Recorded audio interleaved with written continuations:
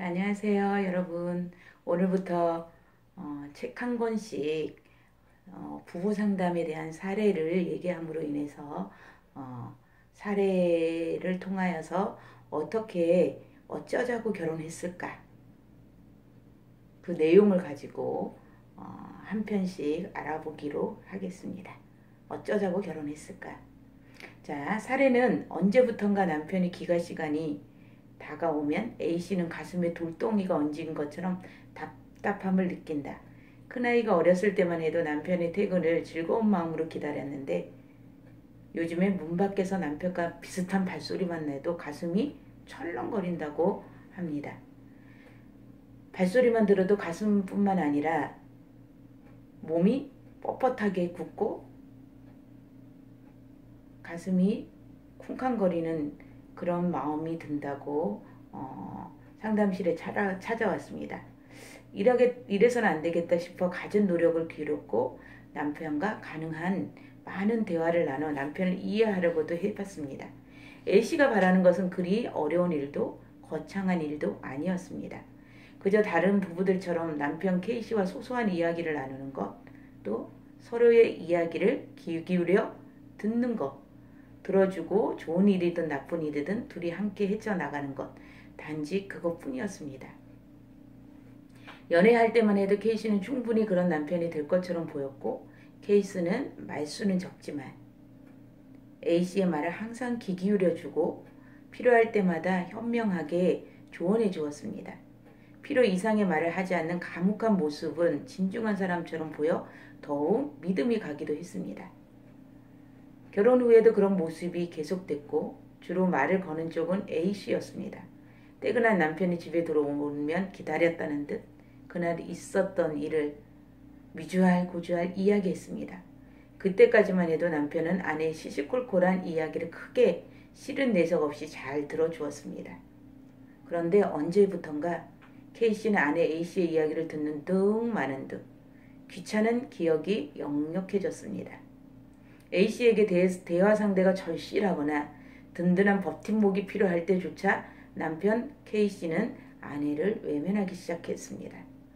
남편의 태도가 변하기 시작하니 작은 아이에게 문제가 생기면서부터 이 부부 사이가 힘들어졌습니다. 작은 아이는 발달 장애 진단을 받았고 그 A씨는 아이에게 필사적으로 매달렸습니다. 유명하다는 곳을 찾아 상담을 받으러 다니고 조금이라도 아이의 상태가 나아질 방법은 없는지 여기저기 수소문을 했습니다. 물론 치료 교육도 받았습니다. 이렇게 적극적으로 노력하면서도 현실을 받아들이기가 힘들었습니다. 다른 아이들에 비해 뒤떨어진 아이의 모습을 볼 때마다 A씨는 마음이 아파 어쩔 줄 몰라 했습니다.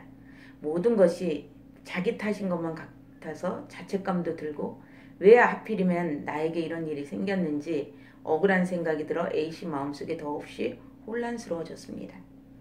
상황이 이렇다 보니 남편에게 아이의 상태가 나아졌다는 이야기를 하기보다는 신세한탄을 하거나 불평을 늘어놓기 일쑤였습니다.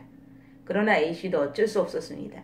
이런 이야기를 남편 말고 누구에게 털어놓겠습니까? A씨는 당연히 남편이 이해하고 공감해 줄 거라고 믿었습니다. 하지만 남편의 반응은 아내의 기대와는 너무나 달랐습니다. 남편이 퇴근하기를 기다렸다가 가슴이 터지기 직전까지 마음속에 쌓아뒀던 이야기를 쏟아내면 남편은 화난 표정을 짓거나 무시하거나 A씨의 기대와는 전혀 다른 태도를 보이기 시작했습니다. A씨는 노력과 행동을 하나하나 A씨의 노력하는 그 모든 행동을 하나하나 부정하거나 마치 남의 일인 양 무관심하게 굴었습니다. 급기야 이 모든 책임이 A씨에게 있다는 투로 비난하기 시작했습니다. A씨는 그저 남편이 자신의 이야기를 들어주고 아픔에 공감해주기만 바랐을 뿐인데 말입니다. 그렇지 아니도 자신을 책망하고 무력감에 떨고 있던 A씨는 남편의 말에 깊은 상처를 받았습니다. 하지만 아이 문제를 의논할 사람이 남편밖에 없었고 남편도 아빠로서 자식의 문제를 알아야 한다고 생각했기 때문에 남편이 외면해도 A씨는 매달리시다시피 붙들고 계속 이야기를 하기 시작했습니다. 하지만 그러면 그럴수록 남편의 표정은 점점 더 차가워졌습니다. 요즘 들은 남편은 A씨가 무슨 얘기를 하든 혼자 맥주를 들이키며 아예 귀를 닫아버리고 무시하기 일쑤였습니다. 남편의 태도에 속이 상한 나머지 왜 이야기를 제대로 듣지 않는 거예요? 당신 아이이기도 하잖아요 라고 채근하듯 말하면 남편은 화를 버럭 내며 당신이 그렇게 예민하게 구니까 얘가 저 모양인 거야. 말도 안 되는 소리를 내뱉었습니다. 이처럼 언성을 높이는 일이 점점 늘어났습니다. 이렇다 보니까 아이들도 점점 아빠를 멀리하게 되고 아이들에게 아빠에 대해서 좋게 이야기하려고 이해시키려고 변명하지만 A씨 역시 남편에 대한 깊은 실망과 분노를 떨쳐버릴 수가 없었습니다. 물론 남편 K씨도 할 말이 없는 것이 아닙니다. 회사에서 승진한 지 얼마 되지 않은 K씨는 막중한 책임감과 스트레스에 시달리고 있었습니다. 원래 기술직이었던 그는 그 사람을 통솔하거나 거래를 성사시키는 데는 부족한 사람이었습니다. 그런 사정을 속 시원하게 터놓고 말할 사람이 없어서 집에서는 회사에 대한 이야기를 거의 하지 않은 편인데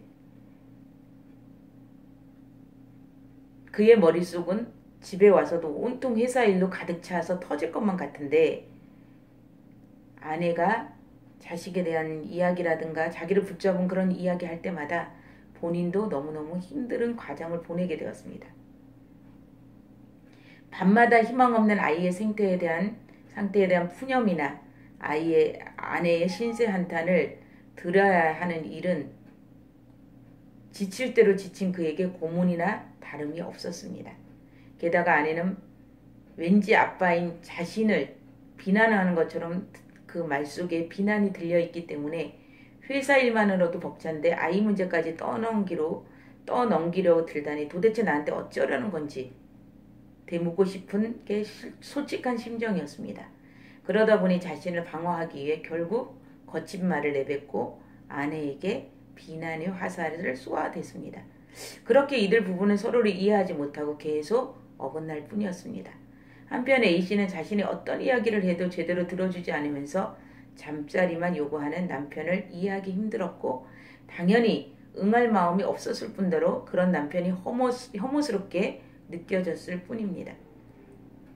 아내가 잠자리를 거부하자 K씨의 태도는 더욱 괴팍해지고 공격적으로 변해갔습니다.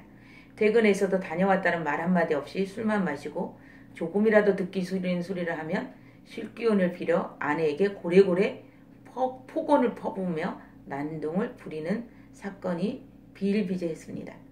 잔뜩 겁에 질린 아이들은 아빠가 퇴근해서 집에 오면 숨지기고 있다가 다음날 아빠가 출근하면 그제야 겨우 안심하고 얼굴을 폈습니다. A씨는 대체 무엇 때문에 자신과 남편이 같이 살고 있는 건지 도저히 알 수가 없었습니다. 과연 이혼 말고 이 상황을 해결할 방법이 있을까요? A씨는 자신의 미래에 대해 진지하게 생각하고 있습니다. 어쩌자고 결혼했을까? 시리즈를 이제 지금 첫 시간에는 문제 사례를 알아봤습니다.